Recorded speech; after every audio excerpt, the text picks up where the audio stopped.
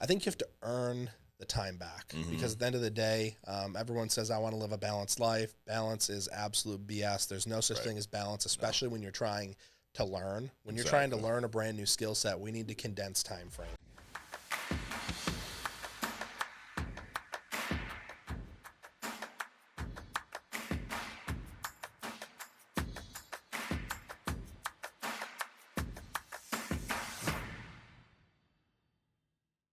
All right, guys, welcome to True Talk. I got my man Jamie Chirio with me today. How we doing, bro? I'm good, man. It's good to be back in Connecticut. Absolutely, dude. Thanks for coming up or Yes. coming across. Actually, where are you living now? Greenville, South Carolina. Okay. Coming You up. do you bounce all around? I feel like every time we talk to you, you're in a different state. Yeah, I was in Oregon when we first met. That's right. Oregon to South Carolina. That's right. Yeah. How you like South Carolina? Love it. Best Yeah. decision I ever made. Good, good. You've been with us for, is it 3-4 years now? This summer will be 4 years. 4 years. What were you doing before you joined FFL? I was a FFL staff member most recently Really? for Grady. I was his Okay. marketing director before that. Yeah. Had a traditional marketing business.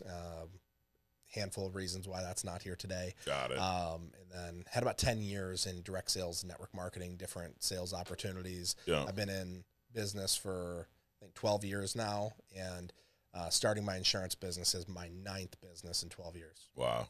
Now, so you were in business before, in sales, worked for yourself, right? And then Grady hired you as a staff member. Yep. How'd that happen? My marketing business was kind of on its way out. We were dealing with a handful of things, had a partner who decided to embezzle some money from us. Oh, that's always good.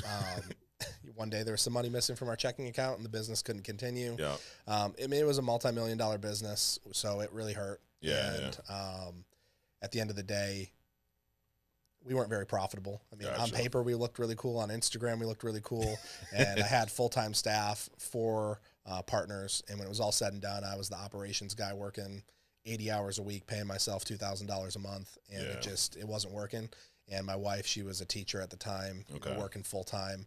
And then Grady, he said, dude, you should come sell insurance with me. And I was like, hey, I've got some, I'm a little jaded, for Yeah. a handful of reasons being in so many sales organizations. He's like, okay, well, you're coming off a marketing thing. Come work for me and be my marketing guy. And there was only so many recognition images that I could make of so-and-so helped 5 families, 10 families. Right. And I was like, really? If that person can do it, like, why are you not, doing this? Right. And, we just ended up having a transition where my wife came home and it was time for me to get my insurance license, and it was the best decision I could have ever made. And then Got it. Grady made me fire myself. He said, you can't do both. He said, Yeah. you're way better at selling insurance and building the team. I couldn't let you continue to work for me. Got it. How long were you a staff member before you decided to make that jump? Probably about 8 months. Yeah. Okay. So you were just so kind of tainted with sales. Gotcha. So 8 months later, you decide, you know what, I'm going to jump into the sales full force. Yep. What was that transition like? Because you've been in sales, but very different, right? I think it's very, very different Yeah. because I've sold a lot of things that people don't actually need. Right. I've sold $500 packs of energy drinks that you absolutely don't need, Yep. but somehow I twisted your arm and said, these are really healthy for you and you should get them. And when I got into insurance, Grady's dad, Glenn Polson, he was one of my first mentors back in the day. So I've known Grady's family for better part of 12 years now. Yeah. And he's sold insurance, for the better part of his adult life. And he said, welcome to the most honorable profession on the planet. And I was like, what do you mean? He goes, at the end of someone's life, you're the only person reaching back with a check. Wow. Everybody else is saying, gimme, gimme, gimme, you Yeah. owe us this. You're reaching back with a check. And he's like, when you have your first death claim, let me know. And What'd you think when he told you that? I was like, yeah, that's some cheesy thing. But then it's just become more true, Right.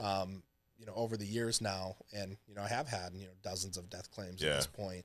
And it's just been really cool because I've never left a home or dropped a phone call with a hard conversation and been like, wow, I really twisted Mary's arm to buy that insurance. It was, wow, I really helped Mary make a good decision for her family. And of course, Right. some people, they're going to have buyer's remorse. They're going to cancel. That's a part of our business. Sure. But I've never felt like I did a disservice to somebody Yeah. by helping them get insurance. Got it. Did you feel that in some of the past positions you were in? Yeah. Oh yeah, absolutely. When you look, sales is it's a powerful thing, and it's also something where you can become very manipulative. Right. If you read How to Win Friends and Influence People, in like the first couple pages, there's a disclaimer here that says this information is so powerful Right. that if you use this incorrectly, you can totally take advantage of people. And he says it much more eloquently than that. Yeah, but that's what he's saying. Yeah. Yep. And I mean, you sold at a high level with us, 3-time personal Hall of Famer, right? And then your agency's hit Hall of Fame once. I'm assuming you guys are on track, or is that a goal to do that again this year? Yep, I'd like to do Hall of Fame for both again. Yeah. Why is that important? For so many reasons. For me, I've had so many things in my life where I haven't been disciplined at. And when I think Hall of Fame is a consistency goal at the end of the day. I don't think that, helping 30 families a month, 40 families a month is rocket science. I think anybody can learn how to do it. But where it gets a little bit more complex is, can you sustain that? Right. Can you figure out how you're going to do this and live somewhat of a, harmonious life where, it's not going to be balanced. Like, you're going to have to make sacrifices. You're going to miss a couple birthday parties, all the things. But, like, can you do it in a way where, like, at the end of the year, you're not about to get divorced? Right. Because that's where so many people in this business, they fail. Yeah. They figure out how to sell at a high level, but they can't figure out how to make the rest of their life kind of synchronize with that. Right. And then other parts of their life either start falling apart or their business starts falling apart. So I think that for me, hitting Hall of Fame the first time was an amazing thing, because it's like, wow, I can do hard things. I can do hard things for a consistent period of time. And I think that that's really bled over into a lot of other areas. You surprised yourself when you did it? Absolutely surprised myself. But then after I did it once, it was like, this is the new standard. Yeah. So now every year it's gotten easier, and every year I've helped. I've done less applications with a higher average premium per household. So I think my first year, it was like 550 applications to equal 400,000 in annualized premium for my first year. In the second year, it was closer to 400 for 400. Yeah. And in my third year, I think it was 220 to do 420. Wow. So my average premium per house continued to go up. Yeah. But then also each year, life is becoming more harmonious, where I'm able to spend more time with the family. Whereas the first couple of years, it was rough. Yeah. I mean, but you got to go through that to get to where you're at now, right? I think you have to earn the time back, because at the end of the day, everyone says, I want to live a balanced life. Balance is absolute BS. There's no such thing as balance, especially when you're trying to learn. When you're trying to learn a brand new skill set, we need to condense time frames. We need to take this skill set and jam it into as short as possible of a time frame. And there's going to be so many sacrifices. There will be absolutely no harmony during that time period. And you're going to miss, just about everything. If you want to learn this that fast, you could learn this in a year, or you could learn this in 6 weeks. I chose to learn it in 6 weeks so that I had the ability to scale back when I needed to. So now it's cool, because I've realized the formula for myself, and that formula for myself is 30 to 40 appointments a week. But what does that look like now in comparison to a couple of years ago? Well, a couple of years ago, it was, I'm going to dial on Mondays and Thursdays. I'm going to go out in the field, and I'm going to work, Tuesday, Wednesday, and Friday, Saturday. And Sunday will be my day off, but I'm going to be so tired that we're not going to do anything, and I'm not going to spend any time with anybody. If you ever mess up my dial day on Monday, it's going to screw over Tuesday and Wednesday, and I'm going to be stressed out on Thursday, and then I'm just not going to be nice to my family because I didn't have enough appointments. And I realized there's got to be a better way. And it's taken, a better part of 4 years to kind of figure this out. But especially with the transition to telesales, being able to do more appointments, not driving around, I figured out how to run, 30 to 40 appointments a week, really only selling 4 days a week. Where, because there's no longer a dial day, every day is dial day. And figuring out how, for me, my schedule at this point is, Mondays and Tuesdays are absolutely full time. Wednesdays I work from home instead of the office, and Wednesday night's like a family night for us. Thursdays I work full time, and then Friday I work from the office, but I come home early, and that's like a date night. Saturdays used to be my bread and butter out in the field, and now every Saturday morning my wife and I, we go grab coffee, kids stay at home with the babysitter, and then I work Saturday afternoon from home, and then Sunday we hang out and have family time. But it didn't, you always hear, do what I do, say what I say, get what I get.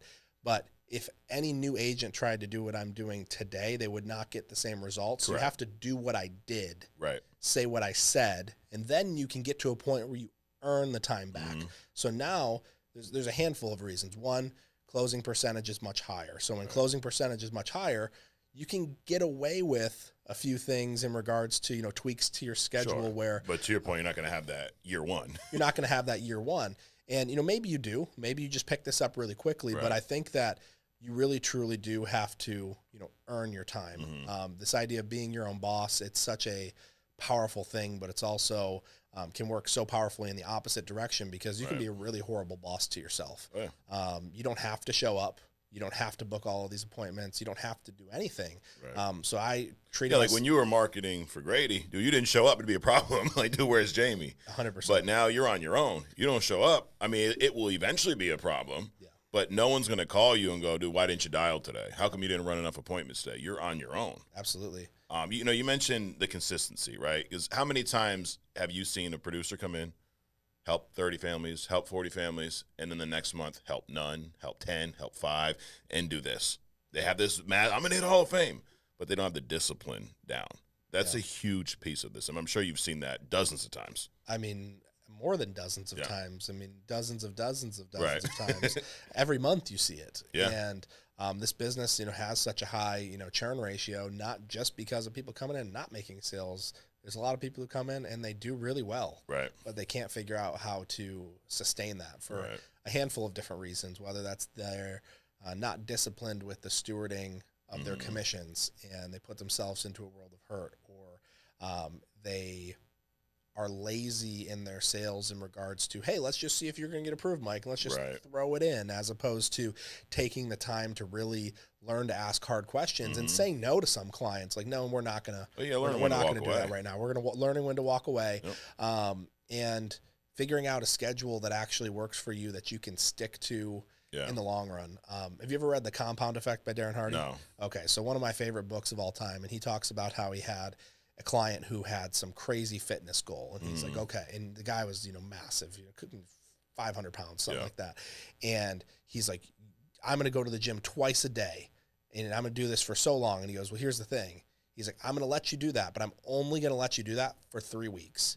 Because there's no possible way that you're going to be able to sustain that in the long run. So you're going to go to the gym twice a day for 3 weeks, and then you're only allowed to go to the gym 3 days a week for the next 6 weeks. And he totally pulled him back, because he's like, at the end of the day, if what you're doing is not something that you can continue to sustain, you'll quit it altogether. Right. And you can go really hard for a while, but at some point you do have to scale back a little bit and find out what is going to be the thing that I'm actually going to, be willing to do and show up to every single day. Like, you can't do 75 hard for the rest of your life. No. Some people do. They've got, they live a hard life. Or your first year. I mean, you talked about being unbalanced. Yeah.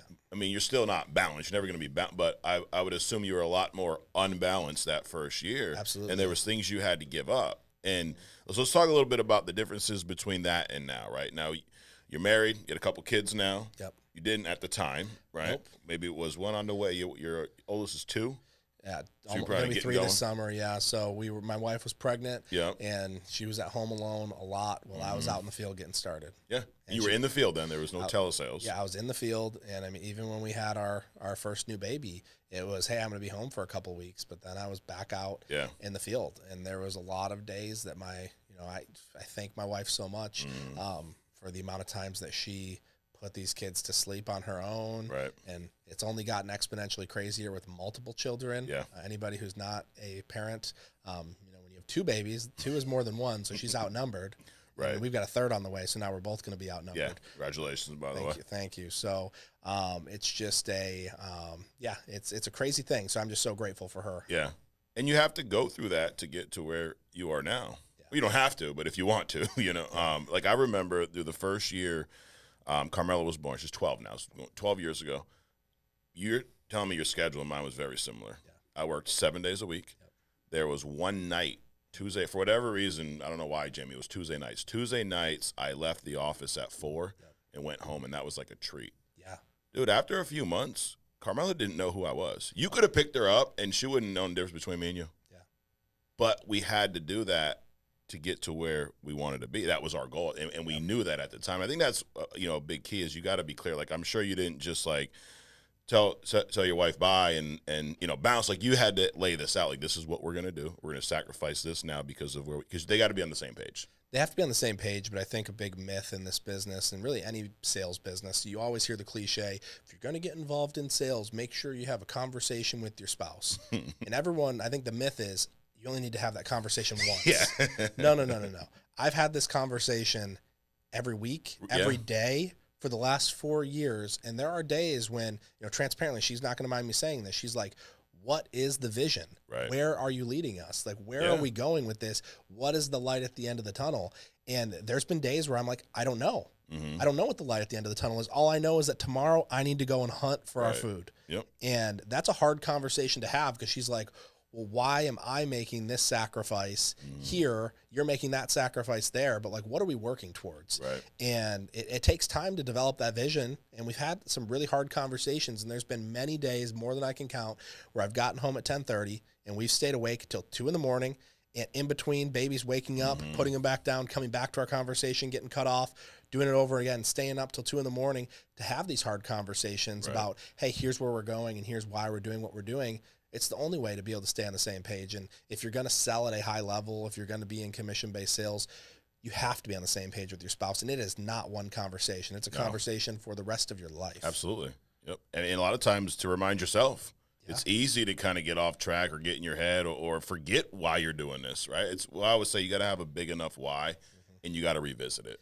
Absolutely. The why you had 3 years ago, I would be willing to bet it's not the same why you have now. It's totally different. And I think that I fell into the camp of the people that was work as hard as you possibly can right now so that you don't have to miss things later.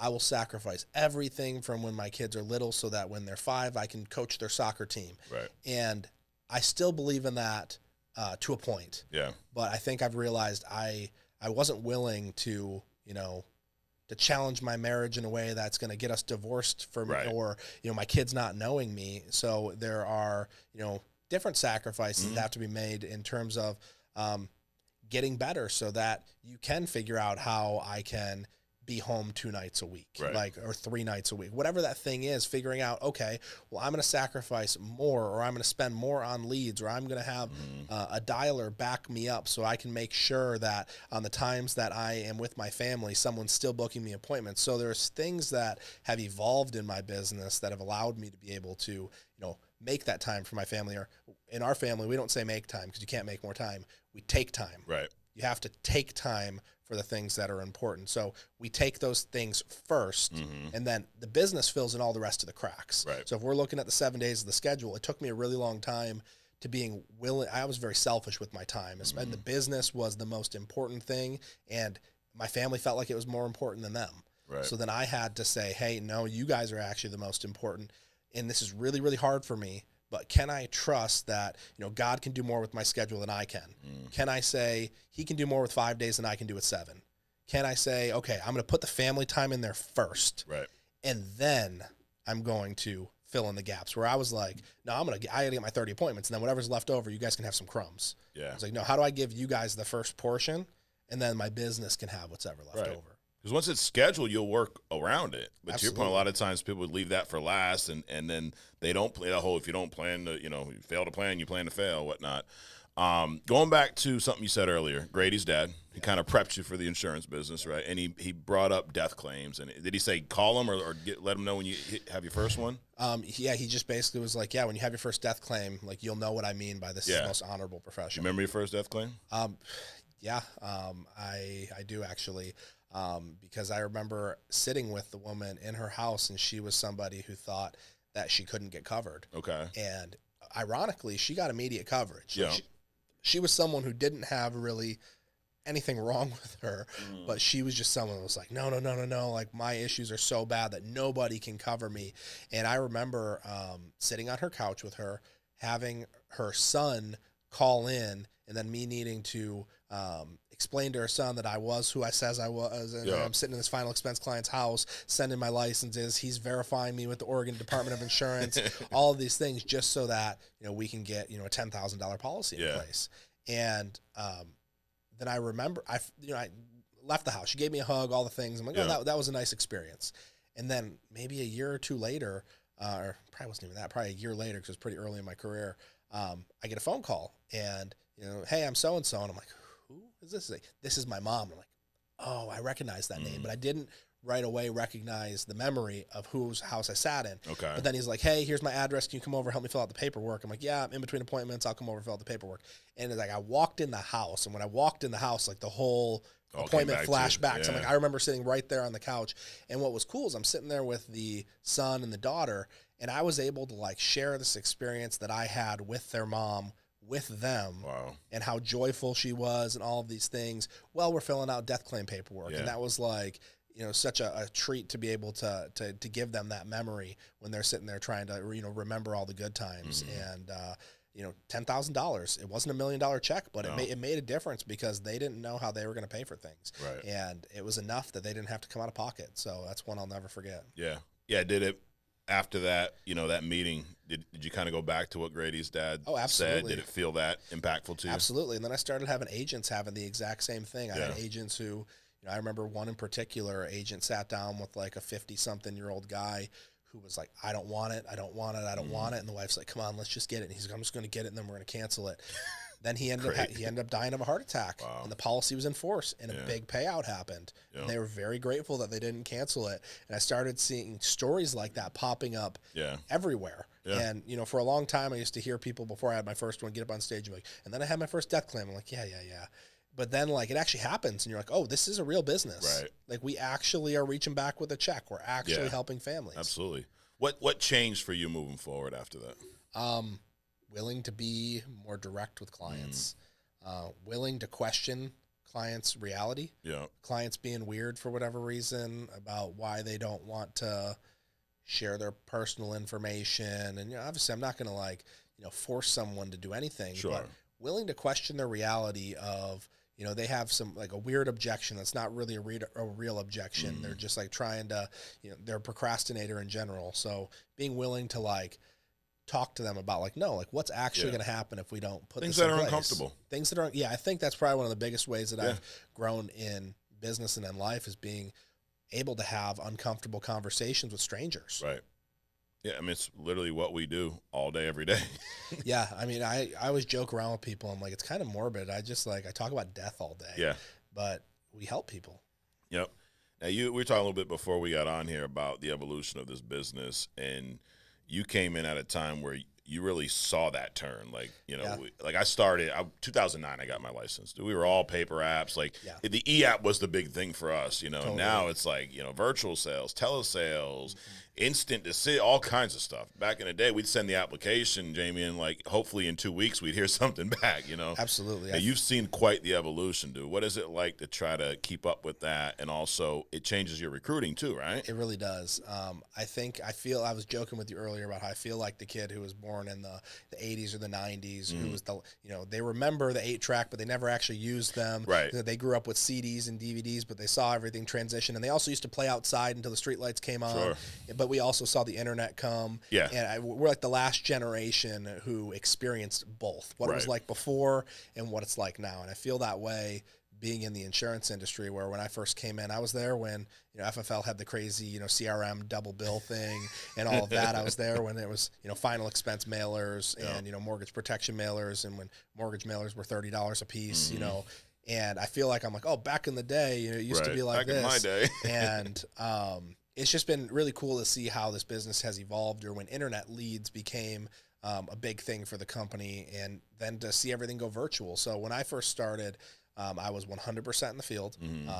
Telesales wasn't an option. I think someone told me that we weren't allowed to do telesales. Yeah, that sounds about right. You know, and no matter what, I was going to go see you in person. Whether I had to drive 200 miles to come see you, I'm going to come see you. And I looked at it as, you know, okay, I'm just going to listen to some training while I drive around in the car. So I would, you know, basically have a stack of, you know, leads, and they were printed out from my my printer, and I would sit there, and my CRM was, I have a stack of papers that are first calls, second calls, third calls, and another stack of papers that are follow-ups and think about it. And I had stacks of paper everywhere, and I had paper coming out my ears, and then I would come and see you in the home, and a lot of it was, you know, final expense just to get started, and then, you know, started to add in mortgage protection. And I did that for probably the first 2,000 to 3,000 appointments that I did for the first 2 years, and I learned a lot. And then technology started to come in, and I went from organizing everything in paper stacks to, I'm going to get a Google spreadsheet, and I'm going to highlight my clients green if they book an appointment, or red if they don't want to talk to me, and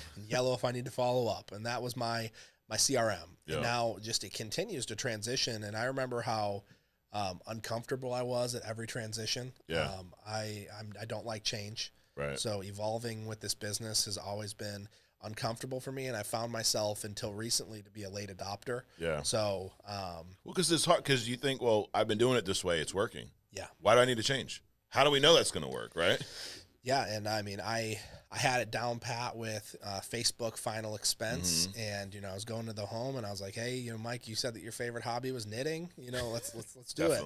And that was my go-to. And then I think it was the election happened, and when the election happened, it messed up all the Facebook campaigns. Yes, and there was a lot of vendors that almost went out of business because of that, because now it goes from a $25 Facebook final expense to a $50, and they couldn't sustain the cost. So they said, we're just not taking orders anymore. Correct. So then it was like, okay, what are you going to do? And I'm like, we're going to work internet leads. I'm like, I don't understand internet leads, these general life insurance inquiries. Like, they don't have a favorite hobby. What am I going to do? Because that's all that I know. Right. And then I was like, I just call them up and say, hey, Mike, the one that you fill out about the life insurance instead of the final expense. And I also had this realization that final expense, mortgage protection, they're just made up terms for life insurance. It's all life insurance. They're marketing terms. And I was like, okay, all these lead types are just marketing terms for life insurance, and we're just pre-qualifying why they want the life insurance. Exactly. They want the life insurance for final expenses, for mortgage protection, or they just want life insurance. But now it's my job to figure out why they want the life insurance. So transitioning to internet leads, that was a whole journey. And then getting into mortgage protection. And when I got into mortgage protection, I was afraid because this is a different appointment. We're talking about mortgages and interest rates and loans, and it's really not as complicated as I thought it was, but I had never had a mortgage before, so it was a total foreign language to me, and it was a little bit more complex of a case design. We generally started agents on final expense because of the simplicity, where I'd say, hey, Bob, Mary, do you want to be buried or cremated? Buried. Hey, burial is going to cost about $10,000, so I'm going to show you three options. $20,000, $15,000, or $10,000. $10,000 is the bare minimum. $15,000 a little bit more. $20,000 is going to take care of everything and leave $5,000 for each kid. Which one do you want? And it was such a simple case design versus getting into mortgage protection. And now we're talking about pay off the whole house, do half the house on each spouse, equity protection. Oh, you have a reverse mortgage. And it was all these things that it seemed like really hard to learn. And then once I learned it, I was like, oh, this is it. This is the ticket. I'm only doing mortgage protection. Let me get every mailer that I can get my hands on. And I did that for about a year and a half, 2 years. Yeah. And what an awesome experience. And then telesales came out of nowhere. And I was the late adopter on telesales. Yeah. It wasn't until I looked at my leaderboard, we had a top 25, and 24 of the 25 were doing telesales. And I was the only person on the board. And granted, I was still like in the top 3. Yeah. But I was the only one still in the home. And I was like, my team decided for me. Yeah. They decided that we're doing telesales. So I said, I'm doing them a disservice. I found myself recruiting agents, and I'd be like, do you want to go in the home or do you want to do it on the phone? Everyone said the phone. Right. And then I was like, oh, well, you should go work with that person over there. And I stopped taking agents direct to myself, which was a huge mistake. I gave away everyone who came into the business because I couldn't teach them telesales because I wasn't doing it. So I was like, okay, time to learn. And there was an agent on my team who he gave me such a massive realization. He's like, dude, you've been in the home, all this time. And I was like trying to follow the scripts of the people who were doing telesales. And I was saying the words, and I'm like, this doesn't feel natural. Yeah. I'm getting to the social security number, and they're just not trusting me every time. I'm like, what is going on? He's like, dude, all right, just close your eyes and pretend like you're sitting across the kitchen table from him and do the exact same thing you did in the home. And I was like, really? He's like, yeah, just try it. And then I started doing that, just imagining I was sitting at the kitchen table, and I started selling. And it was just because I started being myself. Yeah. And of course, I learned the little nuances of making sure that they know I am who I say I am and prepping them for the social. But you were going into it treating it differently. Yeah, I was treating it differently as opposed to just being the same person that I had been for the last 2 years. So it was a hard transition. And then the following year spent, the whole year learning all the nuances of the technology and the screen shares and all of these things. And then yet again, our industry is continuing to evolve and change. And now everything from CRMs to automations to texting your leads to book appointments as opposed to just dialing. And now this whole simple retirement solution, the company focus, IUL, if I thought that mortgage protection was scary, IUL was like the monster that I would never learn. Yeah. And I was like, I know mortgage protection. Did you think that for a while? Absolutely. Like, I'm not even messing with it. No, I'm not even messing with it because this is so complicated. Yeah. I didn't get it. And sometimes in business you have to slow down to speed up. Yep. And I got so in my head about if I slow down, everything's going to go backwards. If I slow down, I'm not going to be able to hunt for my family. If I slow down, I'm not going to be able to take care of everybody. And the slowing down to learn IUL specifically is what has given some of that harmony back for my family. Sure. Because now the average premium per household on an IUL is like 3-4 times higher than it was on final expense. About twice what it was on mortgage protection. Right. And the persistency is 20% higher. Yep. And the conversations are more fun. Right. I'm not fighting people most of the time. I get on the phone, hey, Mike, you fill this? I didn't fill that out. Whereas, you're like, here we go. Okay, here we go. Yes, you did. Here's your signature. Right, got your email, got your favorite hobby, I got everything. Yeah, but then the IUL, it's like, of course, you're with leads are leads. You're going to have people who are going to be a problem no matter what. Yep. But it was just such a different vibe when I got on the phone with someone and they're like, yeah, that's exactly what I was looking for. And I educate them and then I'm having them pick a number. Right. As opposed to, all right, Mike, you have a $500,000 house. Oh, you're 70? Well, here's the number. Do you like it or not? Right. Whereas I go, hey, Mike, you're 40, 60, 80. It doesn't matter. What do you think you can save for retirement per month? And I'm going to structure something around that. And it was like people were giving me their number. There was no having to sell it. You already gave me your number. Right. I don't need to sell you on if you can do your number or taking your expenses versus what you got coming in. And it's a fun conversation. And then learning all these things, it's forced me to grow again. It's forced me to grow, and that's helping my team grow because they're seeing me grow. I think I found myself like I watched every TNL, every single training on mortgage protection and final expense, and then I stopped listening. I stopped listening. I didn't tune into the Simple Retirement Solution calls. I was like, I'm doing what I'm doing, and this is what we're doing. So it's like the business was evolving without you almost. Well, it was started to. Yeah. And then I was like, I'm not going to be a late adopter this time. You don't want to get left behind. Yeah, I was like, I'm not getting left behind this time. So then I was like, no, it's time to stop, slow down. And if that means sacrificing your pride as, let's say, Hall of Fame producer and taking someone on my team who was not a Hall of Fame producer, but really understood IULs and having them teach me. Right. Like that was what I had to do. And I had to have that person help me with a couple of appointments, and I had to listen to their appointments, and they were teaching me even though I taught them because they took the time to learn before I did. And then now I'm at a point where I don't have it mastered. The more complex IUL cases are still something I ask for help on, which you should be willing to ask for help on some of these. We're messing with someone's retirement. Absolutely. We have a whole team set up just for that reason. We don't expect every agent to know how to write every type of IUL. There's Ask a Specialist. There's SRS for help. Like you can tap in. One thing about everything you're talking about, Jamie, for me, it goes back to mindset and perspective. Like, so you mentioned starting on final expense and then almost being not afraid, but like hesitant with mortgage. Like that's a lot. So when I started, we didn't have final expense. We only had mortgage. So it's funny. What you're saying is the same thing a lot of the agents we worked with said about final expense. We had a whole company. It wasn't FFL. We worked at a different company. Final expense leads came out. We were the only group in the country that sold them. Everybody else said you can't sell them. They all think it's free. All this, lack of better words, bullshit. But it's mentality. It's mindset. We looked at it as we have no choice. Mortgage leads are drying up. This was like 09, right after the market crashed. So we came in. There was nobody in New England, so there was a ton of mortgage leads. We devoured them. Sean, we're buying every lead in sight. Now there's none. They go, we got these final expense leads. We're like, okay, we didn't know any better. Shit, we'll sell them. Everyone else in the company is like, no, you can't. Well, tell yourself you can't enough, you're going to believe it. And it's like the same thing. When you first looked at mortgages, it was complicated. Oh, it was complicated. Once you started learning, you're like, it's actually not that complicated. And then magically it became not that complicated. But it all goes back to mindset. Absolutely. Everything we do in this business. Even with these evolutions, like the telesales comes out, you could talk yourself out of it. There's no way you can sell over the phone if they can't see. And you went through that a little bit.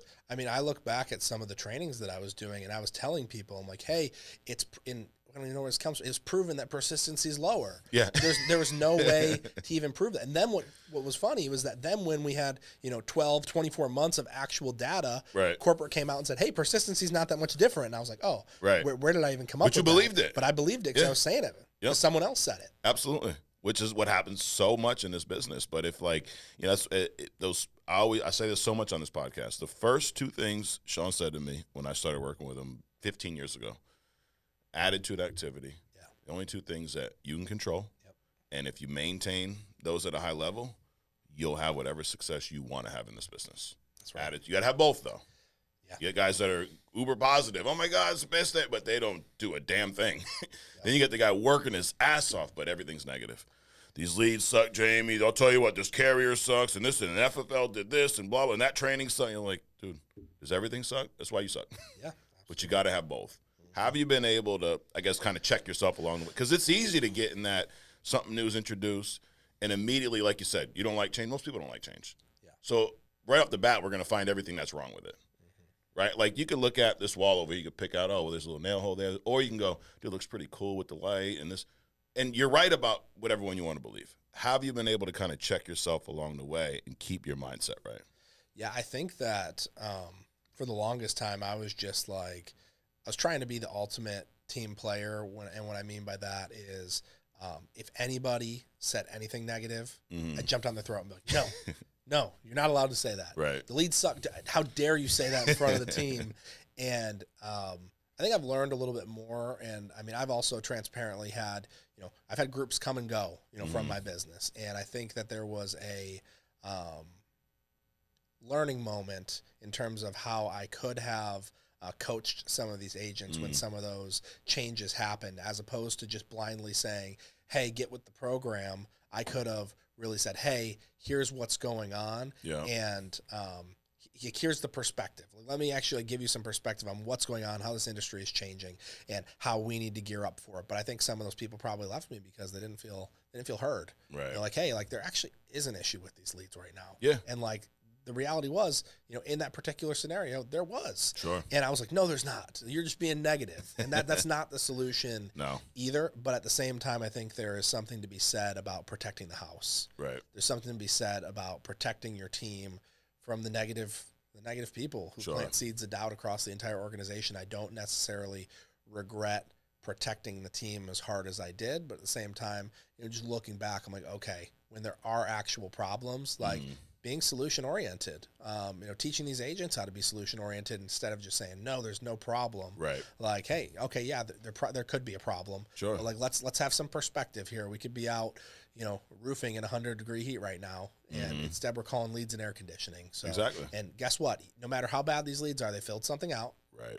And that's better than going to the Walmart parking lot and getting random people to try to buy life insurance, taking someone from uninterested to interested. Even if they're 1% interested, like meaning they filled something out 2 years ago, that's more interested than someone who's not interested. Oh, yeah. It's like, dude, two things can be true. It could be true that maybe these leads aren't the best, but they are interested in life insurance. Yeah. Like we're talking about some of these final expense leads from back in the day. I remember there was a specific lead that everybody hated.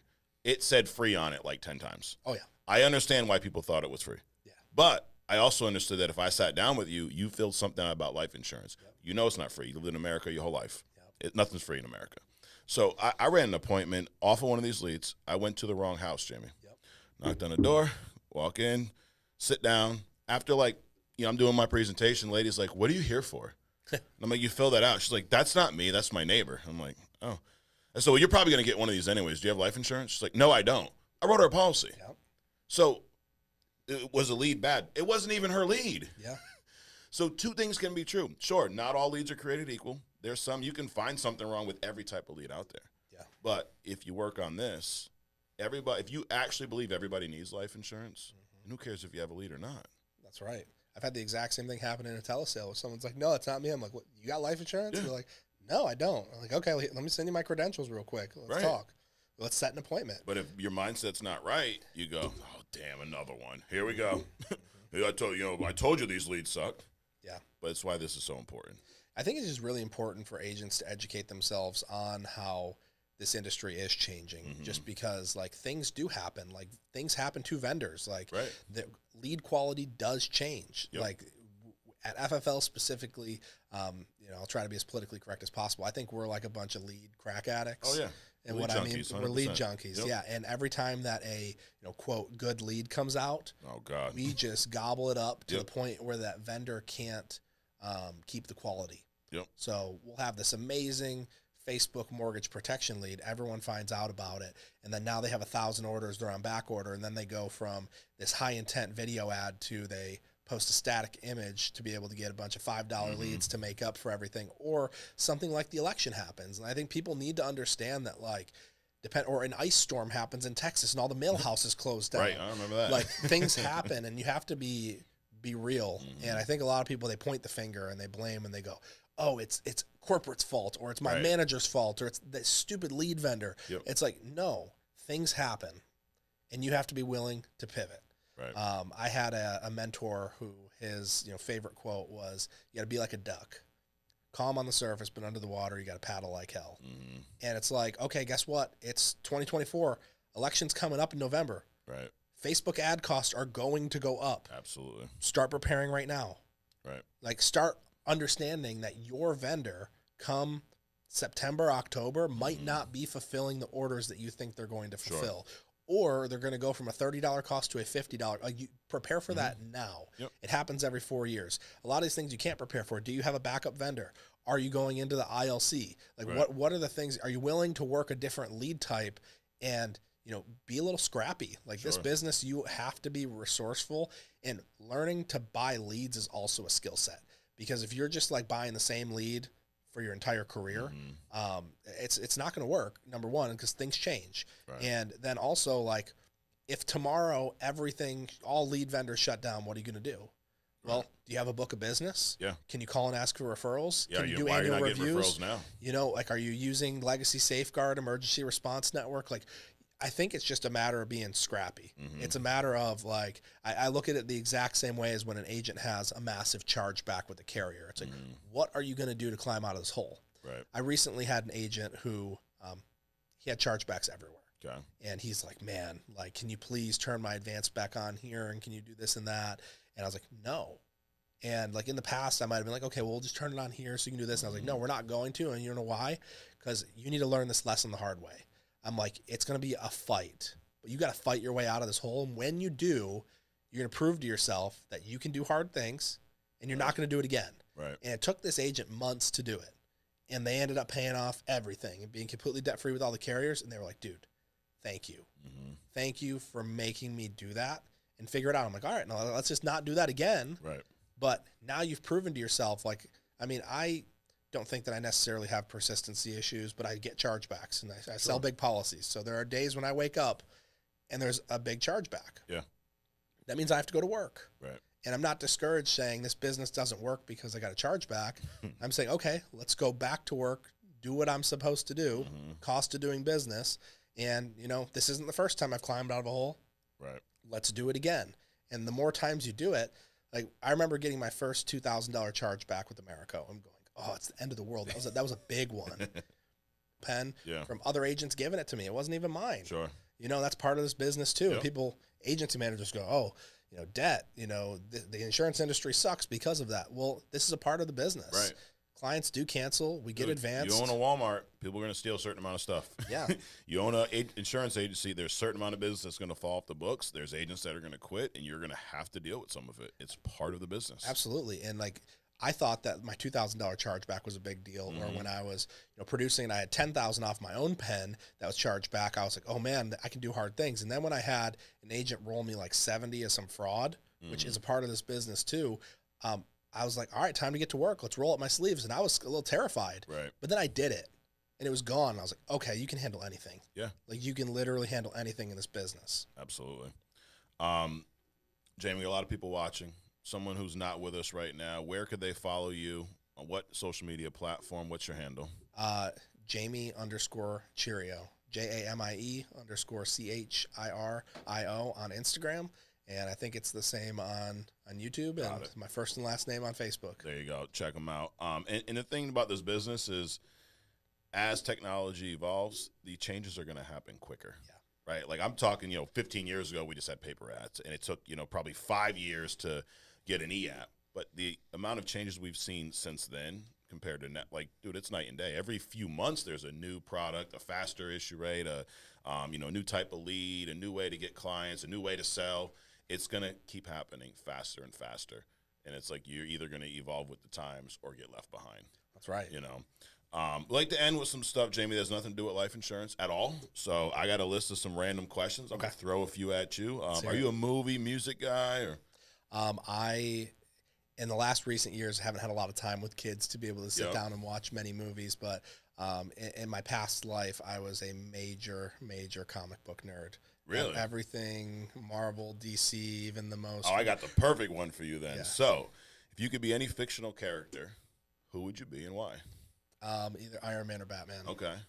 Everyone says Batman. You know you have to pick Iron Man. I don't even Why? think of really Batman Yeah. just because they businessman by day, Yep. superhero by night, There you and you know they did everything off of businesses that they built. They Yep. weren't just given some crazy ability. You know, Elon Musk wants to move us all to Mars someday, right? So let's say you're a movie guy, right? Back in the day, you can only bring one movie with you. It's a movie you're gonna watch for the rest of your life. Oh man! All right, this is kind of morbid. Okay. Armageddon with Bruce Willis. Okay. There you That's go. the first movie as an adult that I had like a real tear when Really? when Bruce Willis left himself behind. I was like, now you got kids, and it's like you cry all the time when you Dude. watch movies as soon as you have kids. I cry at Yeah. I'll watch Frozen and cry. Oh, now. for I sure. mean, dude, everything. Dude. Oh, yeah, Whoever's had everything. kids, yeah. Yeah, we watched Air Bud, and I was like, oh, I'm gonna cry. But yeah, I remember that movie Armageddon with Bruce Willis. That is Yeah. one of my all-time favorites. I could watch that over and over again. Nice.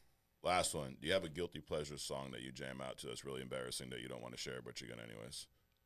Dude, I'm not much of a music Okay. guy, to be totally honest. I'm like, You have a guilty pleasure movie then.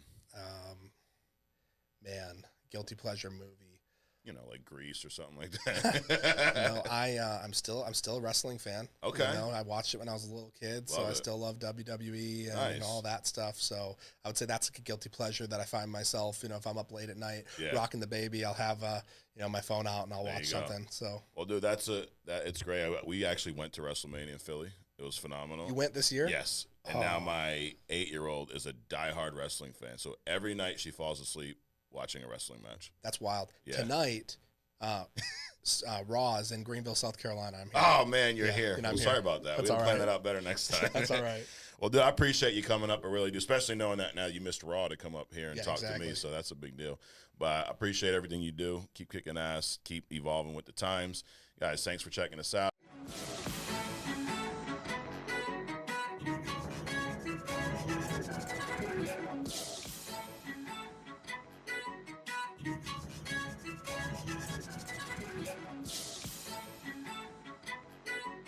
You